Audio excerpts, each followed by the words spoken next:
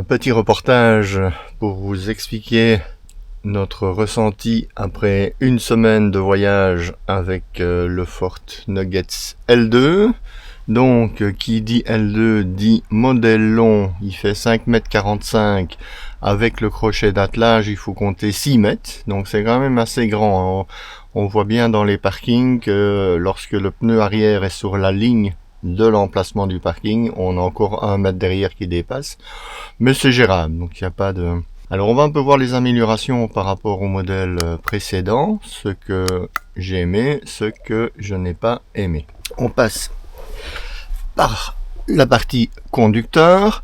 On a une belle console. On a deux mêmes consoles. On a cette fois-ci le compteur qui est électronique et on a une console très grande, ce qui est vraiment pratique pour la carte.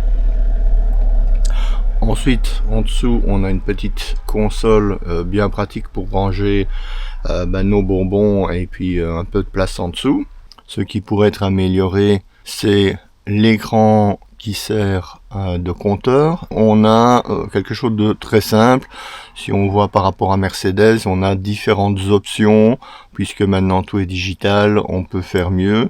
Mais c'est sobre, mais c'est très fonctionnel.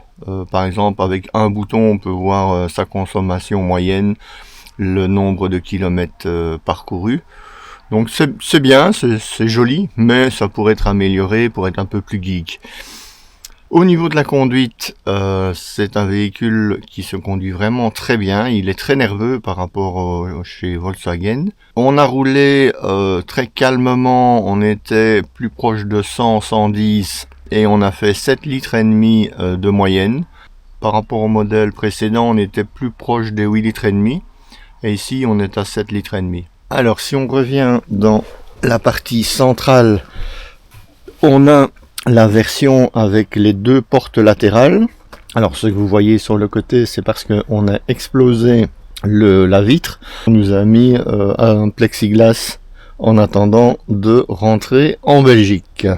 Alors quel est l'intérêt d'avoir deux portes latérales? Moi je dirais que si vous utilisez le véhicule pour vos déplacements pendant l'année, conduire les enfants à l'école, etc., c'est pas mal. Si vous avez un usage plus camping-car, je ne trouve pas vraiment que c'est intéressant d'avoir deux portes. On l'a utilisé une fois quand il y avait du vent du côté droit. On a pu ouvrir la porte latérale gauche pour donner de l'air sans avoir le courant d'air. Donc ok, ça c'est pas mal. À côté de ça, on a une table qui est plus petite et qui vient se mettre sur le pied, qui est très stable, c'est très bien fait. Mais on a une table qui est plus petite. Donc pour notre utilisation avec deux personnes pour une semaine, ça n'est pas vraiment utile. Alors les améliorations qui ont été faites à ce niveau-ci, c'est le clic-clac qui fonctionne vraiment très très bien. Ça c'est vraiment très facile. Et le fait que maintenant le siège se déplace vraiment sans effort. Avant il fallait vraiment se casser le dos pour arriver à le repousser. Ça a été très bien amélioré. Alors une autre amélioration qui est juste au-dessus, comme vous pouvez le voir, le toit se plie en deux, donc ça nous donne plus de hauteur. Avant il était en une seule pièce, maintenant il s'articule, vous voyez là au milieu, et ça permet de non seulement d'avoir un peu plus de hauteur, mais en plus on est plus proche de la cuisine, donc c'est beaucoup plus facile de l'accrocher. Je vais vous montrer après comment on accroche. Donc voilà comment ça se passe et vous voyez que avec ma main j'y arrive très facilement. Avant c'était pas le cas, donc ça c'est très bien. Alors ici petit bémol, je trouve que les lampes n'éclairent pas vraiment très fort, ça pourrait être amélioré. Alors une chose qui est différente aussi par rapport à l'ancien modèle, c'est que lorsque vous voulez abaisser le toit, vous avez une sécurité, voilà qui est là. Et cette fois-ci la sécurité est à l'extérieur et il faut un peu de gymnastique pour arriver à replier le toit tout seul. Au début j'avais un peu de mal, mais après finalement j'y suis arrivé, donc c'est fonctionnel. Après on a la cuisine. Alors c'est le bordel parce qu'on est en train de préparer pour le dernier jour, donc on est en train de faire du rangement pour ne pas perdre de temps quand on va arriver chez Villavis. Alors il y a pas mal de rangements, ça c'est pas mal. On a un petit tiroir ici.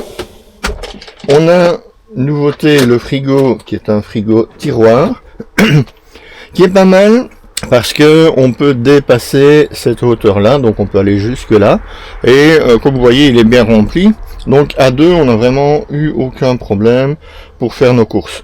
Maintenant ce que je n'aime pas beaucoup c'est que pour ouvrir le frigo vous devez tirer comme ça et vous voyez c'est très dur et donc on est toujours en train de forcer sur cette ouverture et je me demande si à la longue ça va tenir le coup.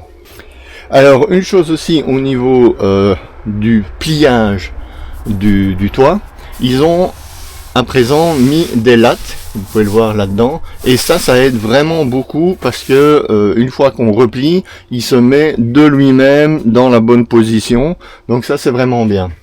Alors on se tourne, on arrive vers la nouvelle console, voilà, qui est en couleur, qui est très jolie. Je vais d'ailleurs couper le chauffage ici, on l'a mis pour la nuit, parce qu'on a eu 4 degrés et j'avais mis le chauffage à 18, il a fait très bon pour dormir. Maintenant il y a des belles choses, mais malheureusement c'est à l'arrière et il n'y a pas de répétiteur devant. Donc par exemple vous avez le chauffage, vous avez le frigo, mais vous ne pouvez pas ajuster le frigo si vous êtes devant. Alors bon, le frigo c'est pas encore trop grave. Ce qui est un peu plus gênant c'est le chauffage, parce que si vous avez mis le chauffage et que vous partez, eh bien il va pas se couper. Déjà quand on met le moteur en route, le chauffage ne se coupe pas et il est très facile de l'oublier. Donc là, je pense que c'est quelque chose qui est vraiment un peu problématique pour moi, c'est de ne pas avoir une répétition de cette console au niveau du grand écran qui est devant. Alors autre chose aussi, je me suis connecté avec l'application Forte sur mon téléphone et là c'est vraiment très décevant parce que à part le nombre de kilomètres et mon niveau de mazout, il n'y a aucune information. Donc là aussi, s'ils ne veulent pas faire un répétiteur devant, ce qu'on peut comprendre, il faudrait au moins qu'on ait un répétiteur sur notre téléphone pour que on puisse facilement contrôler le chauffage, le frigo, etc. Et vous voyez, par exemple, ici, on a un inclinomètre. Ok, c'est super. Mais l'inclinomètre est derrière. Donc, quel est l'intérêt d'avoir un inclinomètre? Je veux dire, moi, j'utilise ça quand j'arrive sur ma place, pas quand je suis mis et me rendre compte que, ah ben zut, on a 4 degrés de décalage. On ferait peut-être bien de le mettre autrement. Mais il est trop tard, quoi. Donc ça, franchement, j'ai pas trouvé ça terrible. Au niveau des armoires, c'est pas mal, en plus c'est éclairé. On a pas mal de place, mais malheureusement, on a le modèle avec la toilette, qui est très bien, on a une toilette superbe. Mais à côté de ça, eh bien, on a des armoires du côté toilette qui sont vraiment rikiki. Vous voyez, même mon petit paquet de biscuits, il a du mal de tenir sur l'étagère. Donc la prochaine fois en septembre on va louer à nouveau le van Fort Nuggets, mais cette fois-ci je vais le prendre sans la toilette pour avoir les deux consoles comme ceci. Et ben nous comme on est deux, ça nous conviendra beaucoup mieux puisqu'on aura chacun notre armoire pour mettre nos affaires. Donc là ben en fait vous voyez tout ça était dans une armoire. Donc on a l'habitude de ranger nos vêtements dans des petits sacs séparé, ce qui permet de facilement le stocker par la suite dans le van. Alors en conclusion, qu'est-ce qu'on peut dire? Eh bien là on a passé une semaine en réel, hein, donc on était quand même on était quand même bien chargé. Mon frère avait un gros sac de vêtements, moi j'avais un gros sac de vêtements, 4 drones, 2 sacs de matériel, je dirais cuisine, ficelle, gonfleur, donc j'étais quand même bien équipé, plus un très gros sac photo. Et on a réussi à caser le tout sans que ça ne traîne dans l'habitacle. Donc pour 2 personnes, c'est vraiment un van qui est quand même assez confortable pour partir 2 semaines. Alors nous on part dans des campings, hein, donc du coup c'est facile puisqu'on n'a pas besoin de douche, on n'a pas besoin de WC. On utilise les sanitaires du camping, donc évidemment on est un peu moins exigeant. Au niveau conduite c'est très nerveux, le moteur et vraiment répond très bien, donc ça c'est très agréable à conduire. Chauffage fonctionne très bien, on n'a pas eu froid la nuit. Et donc en conclusion, c'est vraiment une belle amélioration. Il y a aussi cette marche qui est pas mal faite aussi, comme on peut le voir là. On a une première marche qui permet de monter plus facilement à l'intérieur, ça c'est pas mal. Donc voilà qui clôture ce test du Ford Nugget L2.